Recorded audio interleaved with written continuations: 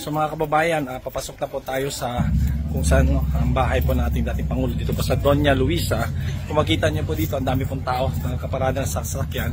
Double parking na po yan. At ang tao po, wala pong humpay ang pagpasok at pagdagsa. No, mag-alas 12 na po ng hating gabi. So, tingnan mo, papunta po doon. Punong-puno po dito. At bilang suporta, pagpapakita po ng suporta, pag-ibig po sa Ama ng lungsod at Ama ng bansang Pilipinas na nag-alay ng buhay at nagmahal sa bawat isa sa atin. So, bayan po natin, dito po makita no, all walks of life po ito. Hindi po ito hinakot. Wala pong hinakot dito, kundi ito po ay pagpapakita ng tunay na pagmamahal sa taong minsan nagbuhis, nag-alay ng buhay para lang sa bansang Pilipinas. Ayan po, ang dami po. Dami po, at marami po mga riders, papasok po sila, riders, mga nakasasakyan, nagparking lang po doon sa labas kasi masikip na po dito sa loob. At ito na, coming go mga tao, pero mas marami po ang dumadagsa dito. So update po tayo later on no, sa mga nangyari pa dito po sa bahay ng dating Pangulo. Nasaan po ang pagpasok ng mga kapulisan? Sabi nila 4:30 daw. Kagaya sa ginawa nila sa KOJC, mga kababayan. So same pattern no, ang kanilang gagawin no, na paglusom. Sa impormasyon po natin natanggap, yung mga taga-DCPO, Davao City Police Office, doon na po sila sa labas. At ang mag-raid pasok ay yung mga taga-probinsya na police. Same po sa ginawa nila sa KOJC. Ayan na. Ayan na. Panawagan nila, Tory pangit daw. Kita mo yan mga kabayan?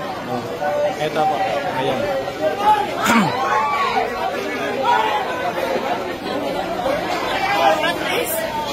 So punong-puno po dito, no? Patuloy na dumadagsa yung mga kababayan natin para pakita ang pagmamahal sa ating dating Pangulo at Ama ng ating lungsod.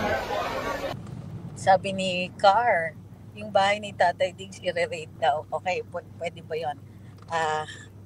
Usually ginagamit yung term na raid when actually it is a service of a search warrant. Ang tanong, ano yung purpose ng pag-search? Ano yung hinahanap nila? Kasi dalawa lang yan contraband or evidence. So kung evidence, for what? Kung contraband, ano yung basis? So paano magkakaroon ng raid? It can only happen with a valid search warrant. Pero hindi po raid ang tawag doon. They want to get allegedly they want to get the cell phone that Miss Annie used para object evidence, necessary ba yon? Okay.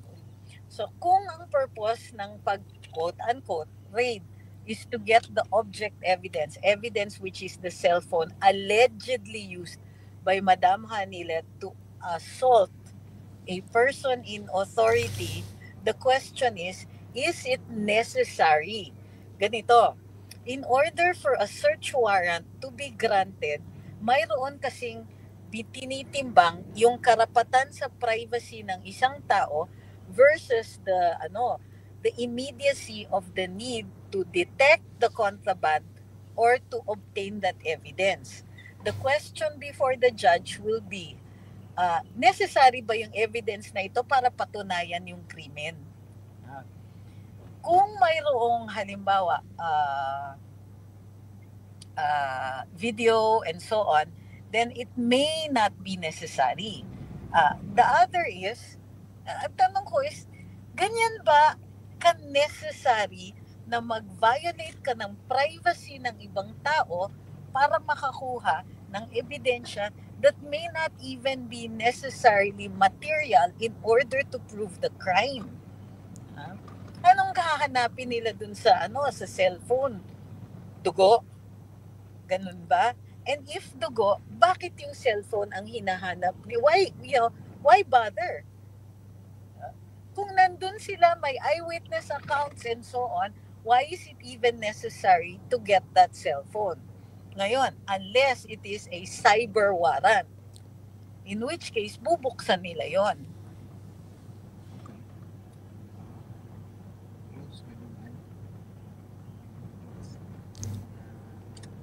Sabi ni Yokasa, anong ginagawa ng Philippine Embassy doon? What do you mean? Well, dapat nag-a-assist sila. But remember, the Philippine Embassy also represents the Republic. And the Republic is under the administration of Bongbong Marcos. Pero grabe na yung ginagawa nila. Isipin nyo, kinuha na nga nila, they took Tatay Digong away from us. Ngayon, they want to raid his house. They want to sue Madam Hanilet. Pati si Kitty Duterte now is being targeted by vicious trolls. Ha? Kailangan kung sasabihin ninyo sa amin, ha, na dapat lang because they were, the DDS were vicious to your people, to other people, darling, does that make it right? Kung mayroon kayong pinupuntiryan ng mga DDS who were vicious trolls noon, bakit di ninyo kinasuhan? Bakit yung ginagawa ninyo is trying to commit a crime to, for purposes of what? Supposedly revenge on people you cannot even name? Diba? Hindi ganun yun.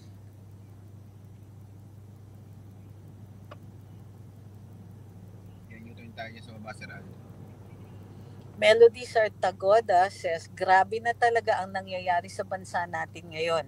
Sobrang gulo na. Lord, please, please, please, wag mong pabayaan ang pamilyang Duterte.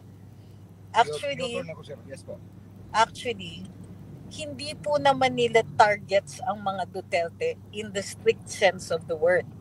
The targets are the Filipino people because the Dutertes were the ones who were protecting us. By raising issues, they could give worldwide attention to our plight. Pag nagsasalita si Tatay Digong, the world listens. Right? I'm sure maraming magtutrol dyan at sasabihin na, di naman eh. O kung hindi naman totoo, why are you so scared of him? Bakit kailangan itago siya? Bakit kailangan dalhin sa Netherlands? When most, ilang mga dalubhasa, lumabas na sila at sinasabi nila mismo na this is clearly a political play using the tribunal of the ICC whose aims are supposedly,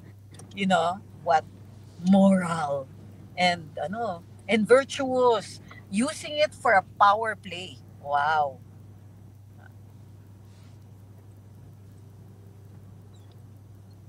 Guys, paalala lang ha, hindi ako sumasagot ng mga katanungan na paano na. Kasi I don't know what an answer to that kind of question is. Diretso lang. Doon pa, sa next. Dito ba? Corinthian yan ha? Ay, dito ba tayo? Ano? Corinthian. Sige, tabi. Ayun, may pulis oh. Bakit kabila? May pulis din doon. Dito sa meet-up place namin po, may pulis. Sabi ko lang. Bakit may pulis? Bakit tayo lang nandito? Pag gano'n ha? Sa may People Power Monument eh. Hindi naman dito yun. Sa kabila. Doon pa. Nandito sila kasi sabi ko, kung nag-post ako, sabi ko Corinthian eh. Kaya Sabi ni Kabibig, dinala daw si Tatay Dig sa hospital. Most likely, wag muna tayong magpanik. Kasi normal, pagka may papasok sa detention facility, kailangan po ng examination and assessment. Kasi, ayoko manakot. Bakit yan nangyayari? Well, for several reasons. Number one, to determine pre-existing conditions. So kung kunwari, precarious yung health condition niya, they will determine kung he has to be in a cell or he has to be in the prison hospital. So, kung siya po ay ini-examine pa, wag pa po muna tayong magpanik kasi this is a normal part of the procedure. Alamin po natin if this is an extraordinary event.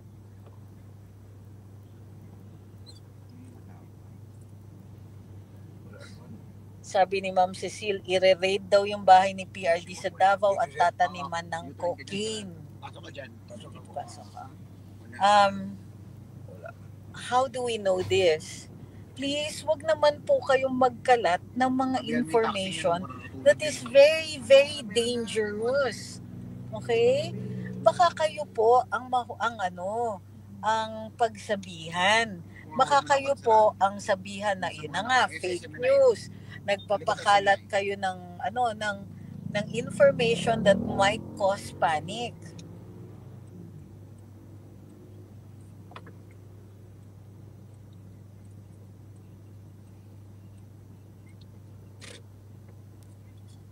Tama, sabi ni Ma'am BM, raid po, para saan daw po, knowing na nasa ibang bansa si PRD. Okay, nandito na kami sa meetup place, yung totoong meetup place. Sige. Hala, hindi nag-charge. Ayun, kanina nag-charge. Mag-charge lang muna ako, I'll follow.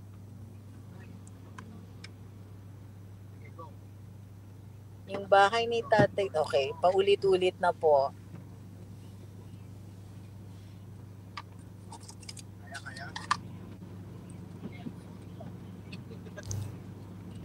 Okay, yung mga nagtatanong tungkol sa raid, kanina pa po inasagot. Sir Al, iwan ko yung bag ni boss dito ha. Sir Al. Oo. Sir Al. Sir Al, iwan ko yung bag ha. Sabi ni Kuy. Okay, so in addition, nakabantay naman po ang mga kapitbahay at community ni Tatay Digong. In addition to that, bahagi po sa procedure ng pag-serve ng isang search warrant ang kasama ang barangay. Ganito. Everybody is worried. I am worried also. But panicking right now is not going to help. So anong gusto ninyong sabihin ko sa inyo? But what we are doing right now is being here at the People Power Monument. Okay? Para if anything happens, then we are going to, be here at maningil tayo kay BBM.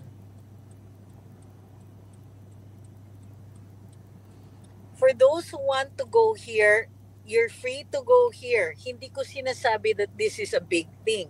Pero kami po, nandito po kami. If you want to join us, come over.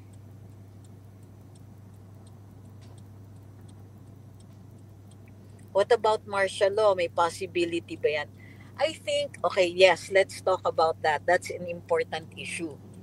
Maraming nag-worry na kung magkakaroon ng maraming rallies, gamitin ni BBM ito para magdeklara ng martial law. Pero yung ganyang klaseng reasoning po is very dangerous. Napipigilan tayo sa ating mga aksyon. Hindi tayo magrarally kasi baka mag-martial law.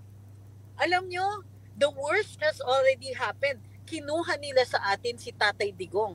Ano pa ba ang iniintay natin? What are your thoughts on this? Yes, Little Monster, I agree. Marami daw issues na hinahagis kay Kitty Duterte like wake and bake. I got that. I understand what they're doing. But all you have to do is hold steady. Kasi sa totoo lang, kung gusto nilang gawing issue yan kay Kitty, sure. Pa-drug test siya, pa-drug test din si Bonget. Ako, confident ako, papasa si Kitty. Ewan ko yung isa. So, ayun ba talaga ang gusto nilang Gusto nilang issue? Ganyan? Sige, labasan ng drug test game. Drug test. Diba? Hair follicle test. Game ba? Game ba tayo?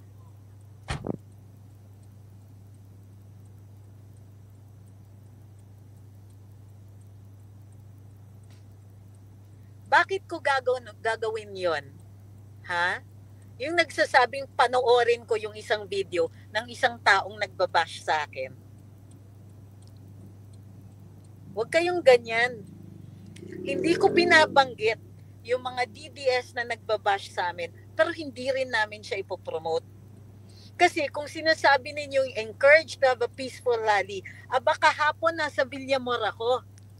Okay? Andun ako at sinabi ko, never namin hihikayatin na lumabag kayo sa batas. So kailangan nyo pang magsabi ng ibang tao na nagsabi ng ganito when actually we've already been saying that ever since? Mainit ulo ko, oo. Totoo yan. Mainit ang ulo ko because I can't do anything. Nawawala si Tatay Digong. I'm trying to explain the situation. But I understand completely na worried kayo at wala po akong masabi para humupa yung damdamin ninyo, para humupa yung takot at pag-aalala natin lahat. Mainit ang ulo ko kasi even in spite of everything, meron pang mga tao dito na gustong pag-awayin tayo.